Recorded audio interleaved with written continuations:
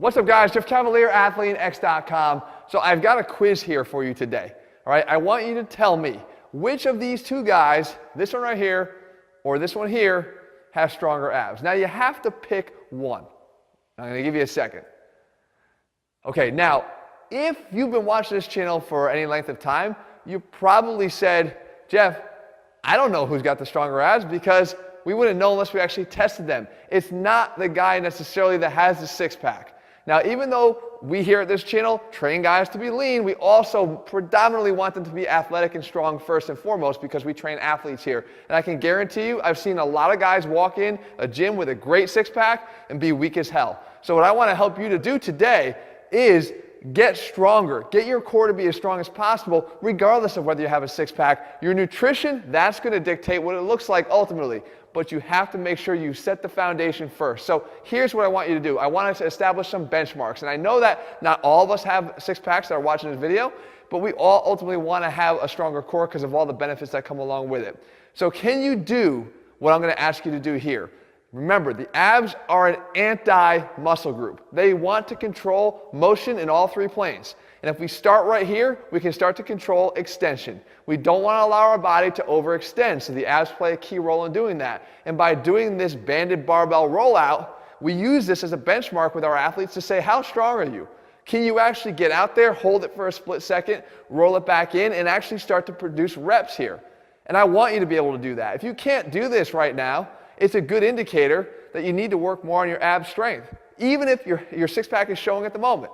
Now again, I realize that everyone watching this right now doesn't necessarily have the strongest abs in the world, but you have to have a benchmark as well, at least so you can get to that point. And what I want you to do is just drop down to your knees and try the same thing. Can you do this even just without the band on it? Can you do a rollout from your knees and establish that end position without allowing that low back to sag and break into an overextension? Right now, that's just one plane. We have others. The next one is the all-important rotational plane. And I want to know, can you control rotation? Can you prevent over-rotation? And we have here this overhead grapevine. And what we're doing here is we're going to take our body weight and we're going to determine how much weight we're going to hold overhead. For the more advanced guys, I want you holding at least a little bit over half of your body weight. And you could do it either with dumbbells or you could do it with a barbell, which is going to be more difficult. Why? Because the barbell is going to get more momentum. Any little bit of rotation you get going in one direction, you're going to now have to slow the momentum of the barbell as well. You want to walk in a nice tight grapevine without over-rotating. And of course, you're going to walk both down leading with your right leg and back leading with your left leg.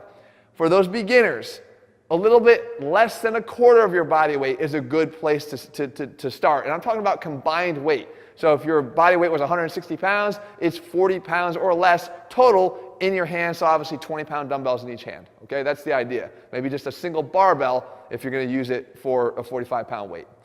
Now we need to go to anti-lateral.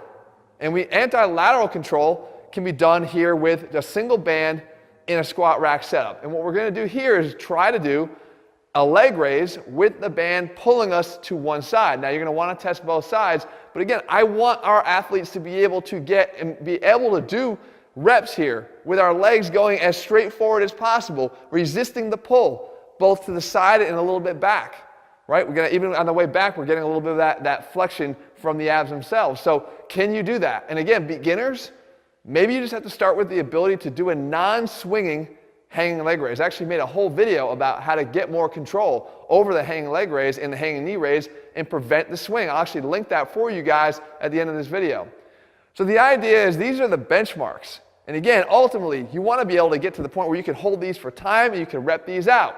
And if you're not there yet, it should just be an indicator to you that maybe even though my abs may look good, they're not as strong as they need to be. And if you don't believe that there's going to be any carryover or benefit, just go see what happens when you go try to squat or perform a deadlift and you don't tighten your core first. Your lift will be significantly impaired by not having stability. I'm telling you right now, if you get better at these lifts, I promise you the next time you get under the bar in a squat or get over the bar in a deadlift, you're going to do better at that lift, period. The stability will equal strength. Guys, on this channel, it's about training athletes. I want you guys to train like an athlete as well, and more importantly, I want you to function and feel like one. If you're looking for a step-by-step program that does that for you, head over to ATHLEAN-X.com. As a physical therapist, I take all of this into consideration because it all matters. All of our programs lay it out for you in a step-by-step fashion. In the meantime, if you found the video helpful, leave your comments and thumbs up below. Let me know what else you want me to cover. I'll do my best to do that for you in the days and weeks ahead. All right, guys, see you soon.